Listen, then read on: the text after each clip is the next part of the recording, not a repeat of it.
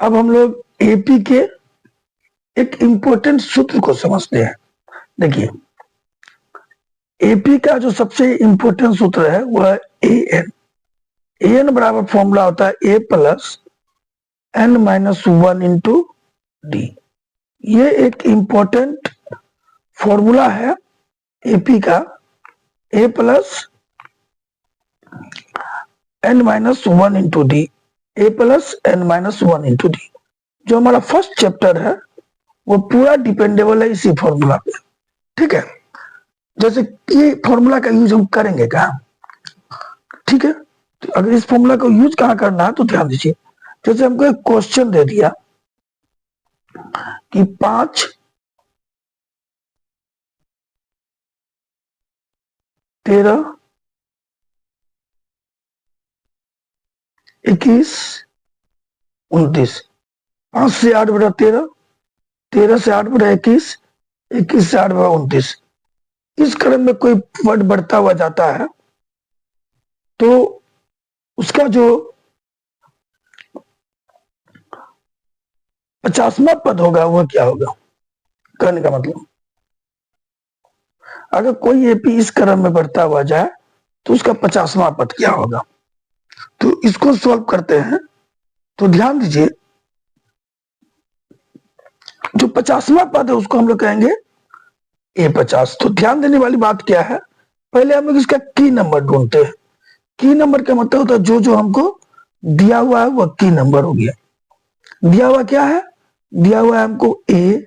अभी हम जस्ट पढ़े कि जो पहला पद होता है वह मेरा ए होता है, तो ए मेरा कितना हो गया? 5। उसका निकलेगा क्या? डी।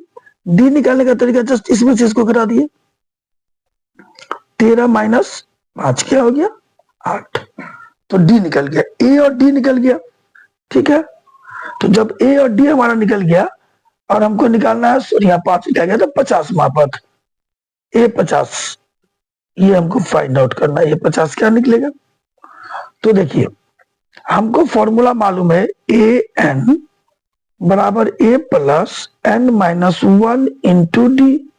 ठीक है, तो यहां पर गौर करिए, जो हमारा एन का वैल्यू है, कौन सा पद निकालना हमको? A50। क्या निकालना? A50।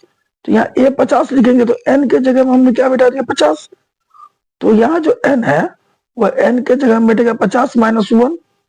ठीक है, एन के जगह 50 ही बैठेगा। और ए मेरा कितना निकला हुआ है? 5। ए का जगह 5 बैठा दिया प्लस, और डी कितना है मेरा? 8 है। डी कितना है? 8 है। ठीक, अब इसको सॉल्व करते हैं।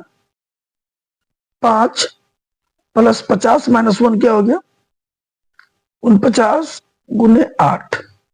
ठीक है, तो इसको अगर सॉल्व करें, 5 49 को 8 से गुना किया, 8 9 72 का 2 हाथ मेरा 7, 8 चौके 32 और 7।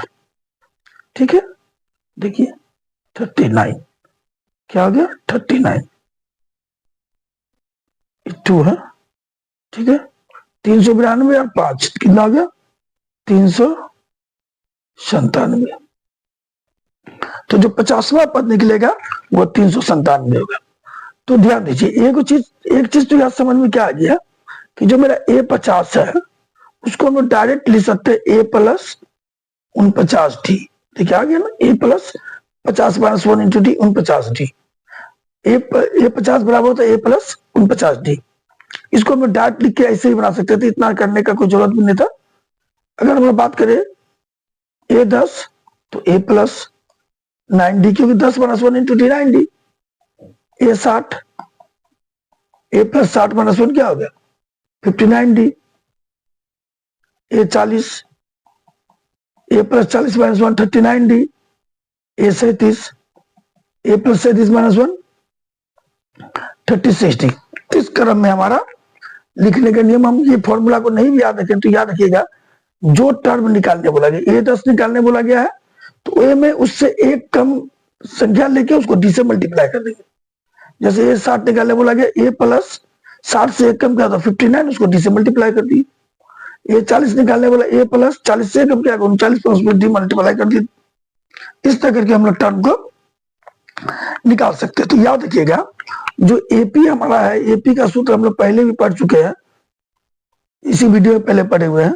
एपी का जो सूत्र होता है वो क्या होता है, ध्यान दीजिए। एपी का सूत्र हम लोग एपी लिखते कैसे, A2 A3 A4 इस तरह करके जा रहा है, ठीक है।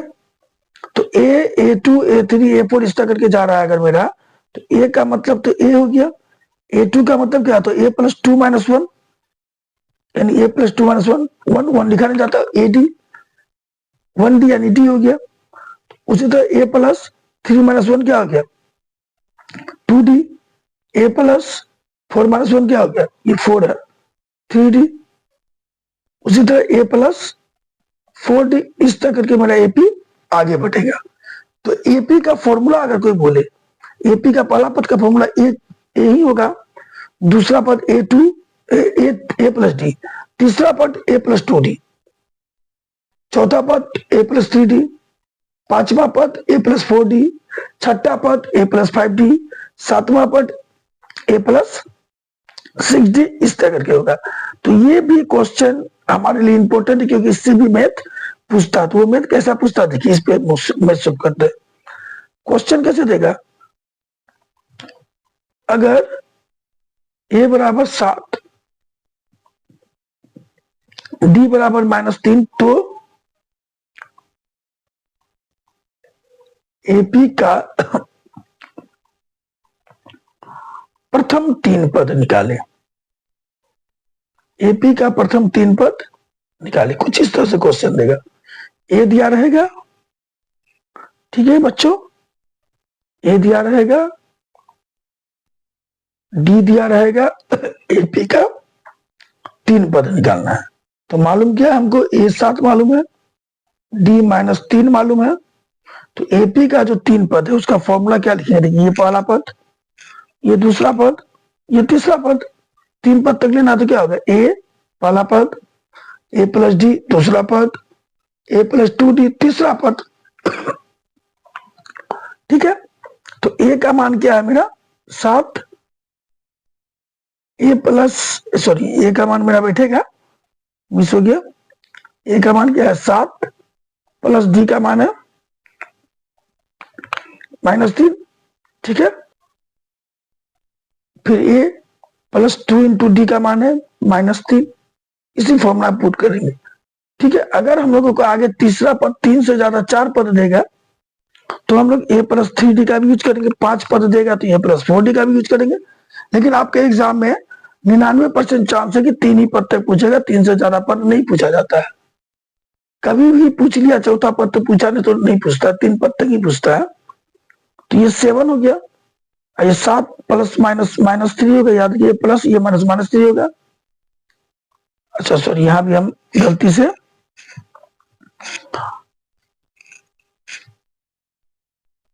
सेवन होगा, गलती से हमने लिख दिए हैं, ये भी मेरा 7 होगा, ठीक है।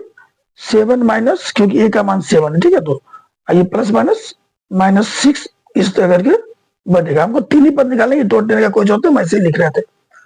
तो 7 से 3 गया 4, और 7 से 6 गया -1। तो इस तरह करके हमारा एपी है, जो हमारा एपी है इस तरह करके कंप्लीट हुआ, ठीक है। तो